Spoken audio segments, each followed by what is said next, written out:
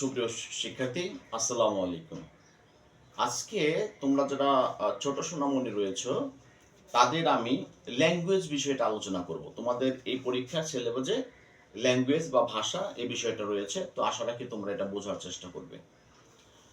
Language বা ভাষা বিষয়টা কি?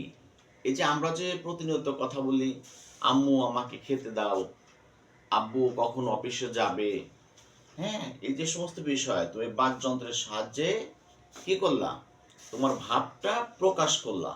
ঠিক আছে? তাহলে আমরা যদি এখান থেকে দেখি যে মানুষ কি হয়েছে, আমরা যে আমাদের ভাব প্রকাশ করার কিন্তু একটা মাধ্যম রয়েছে, তাই না? সেই মাধ্যমটা কি, যে আমরা যখন বাকযন্ত্রের সাহায্যে ধ্বনি সৃষ্টি করি, এই যে আমাদের যে বাকযন্ত্র, মুখ, জিহ্বা, গলা, দাঁত, এগুলো সবগুলো মিলে যে আমাদের শব্দ উচ্চারণে যেগুলো সাহায্য করে সেগুলো বাকযন্ত্র। এই বাকযন্ত্রের সাহায্যে আমরা কি করি, যখন ধ্বনি সৃষ্টি করে সেটাকে এক্সপ্রেশন করি অন্যর নিকট, এবং তখন যখন সেটা বুঝতে পারে তখনই আমাদের এটা ভাষা হয়ে যায়। আর এক একজনের ভাষার সিস্টেমটা, ধরনটা কিন্তু এক এক রকম। কারণ আমাদের দেশে যেরকম আমরা বাংলা ভাষা ব্যবহার করে অন্যকে কথা বোঝাতে পারি, আবার যারা অ্যারাবিয়ান তারা কিভাবে প্রকাশ করে, তারা আরবিতে কথা বলে। আবার যারা ইউনাইটেড আমেরিকা এখানে রয়েছে তারা কি ইংলিশে কথা বলে, তাই না? তাহলে বিভিন্ন দেশের মানুষের ভাষাটা কি বিভিন্ন রকম। তাহলে আমরা কি করলাম, যে মানুষের বাকযন্ত্র নিশ্চিত ভাব প্রকাশক বিভিন্ন ধ্বনির নামই ল্যাঙ্গুয়েজ। ঠিক আছে? তাহলে আমরা যদি নিচের সেন্টেন্স দুটো দেখি, তাহলে সেখানে কি বলছে, যে হাউ আর ইউ সিয়াম, সিয়াম তুমি কেমন আছো। তাহলে তাকে কি একটা প্রশ্ন করা হলো। এখন সিয়াম তুমি কেমন আছো, এই যে হাউ আর ইউ সিয়াম, সিয়াম তুমি কেমন আছো, এখানে কি হয়েছে, তার এক্সপ্রেশন কল, সে জানতে চেয়েছে তার সম্পর্কে যে তুমি কেমন আছো। এখন কি করবে, সিয়াম কি করবে, উত্তর দেবে যে থ্যাংক ইউ ভাইয়া, আই এম সো ফাইন।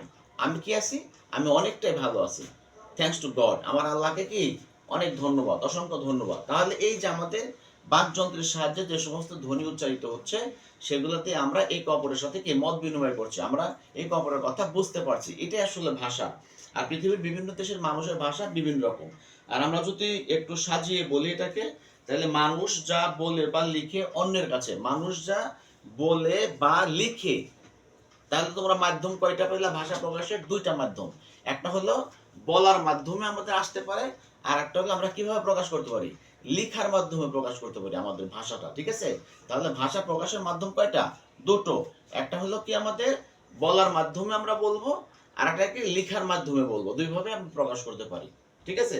তাহলে মানুষ যা বলে বা লিখে অন্যের কাছে মনের ভাব প্রকাশ করে, তাকে আমরা ইংরেজিতে ল্যাঙ্গুয়েজ বলবো।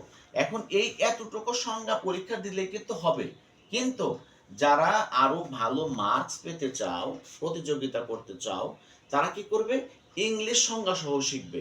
অবশ্যই বাংলা সংজ্ঞার পাশাপাশি তোমাকে কি করতে হবে, একটু ইংলিশ সংজ্ঞাটাও দিয়ে দিতে হবে। তাহলে সেখানে কি আছে, যে language is a group of symbolic sound, অর্থাৎ কি আছে, কিছু শব্দের কি সমাহার, স্যাম্বলিক সাউন্ড হচ্ছে কি, and which is use to express, যেটা ব্যাখ্যা করা হয় different human feeling and emotion, মানুষের বিভিন্ন ইমোশন, মানুষের মনোভাব, এগুলো নিয়ে যখন কথা বলা হয় তখন আমরা সেটাকে কি বলবো, ল্যাঙ্গুয়েজ।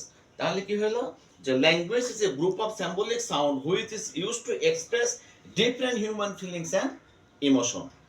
বুঝা গেছে? তাহলে আমরা এখান থেকে বুঝতে পারলাম যে আমাদের ভাষা কাকে বলে।